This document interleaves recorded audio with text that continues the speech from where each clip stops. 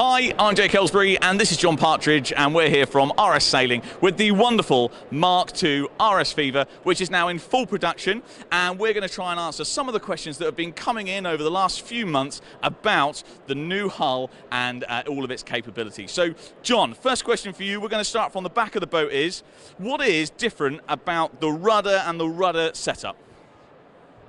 Okay, so we've taken some of the universal parts that we use on other boats in the range, like the Zest and the Quest, which were introduced after the original Feva.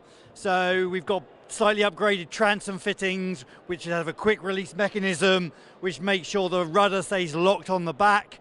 We have little flaps on the back, I forget the right name. Transom flaps, that's the one I'm looking for, to stop water coming back in the light air conditions. We've made the hollow slightly differently as well. The transom's gone bolt through, so we bolt it all the way through like some of the other boats in the range now. So it's super strong in that area, and those that have been to Feva World know that occasionally there's an issue there with the Mark I boat, so that problem's been completely eliminated. As we walk forward into the cockpit, we have handrails underneath here, which make it easier to climb back into the boat after a capsize. We've made the tow straps independent of each other, so helm tow straps and cruise tow straps are separate. So again, slightly making it easier to change them, or definitely making it easier to have different lengths for the helm or crew, depending on if you all got different lengths and things like that. As we move forward, shroud points have got a little bit more simplified, and the vernier adjusters will lay nicer just for pack up. It's a minor detail, nice bolt through plate there. And as we move forward into the boat, I guess the fundamental improvement is the chute mouth got 30% bigger, which makes the kite easier to hoist and drop. Is that everything? Yeah, I think the main question that we want to know is, if I buy a new Mark II, will I be faster than everybody else? No, you won't. The hull weight is exactly the same. Everything that gets wet on this boat, so below the waterline, is exactly the same as the old one. Everything above the mast upwards is exactly the same as the old one. Okay. Historically, new boats will go faster than old boats because they are stiffer. So will a new boat go faster? Yes, it will, but that's because it's a new boat, not because it's a new Mark II boat.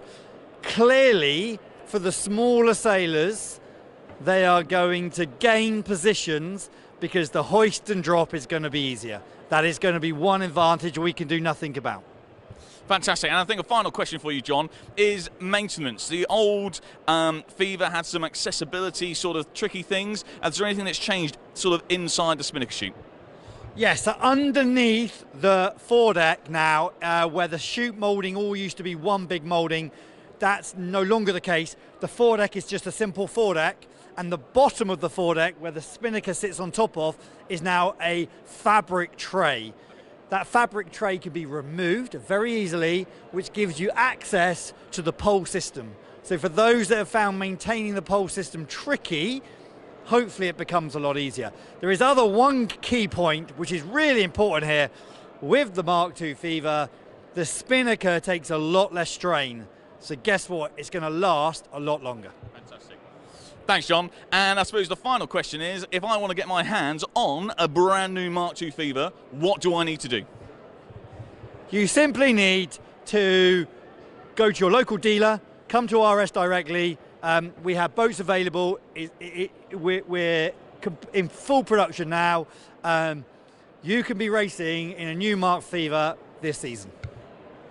Well, that's great. Thanks very much, Sean, for all of your help. We look forward to seeing all of you on the water in your fantastic RS Fevas later on this year.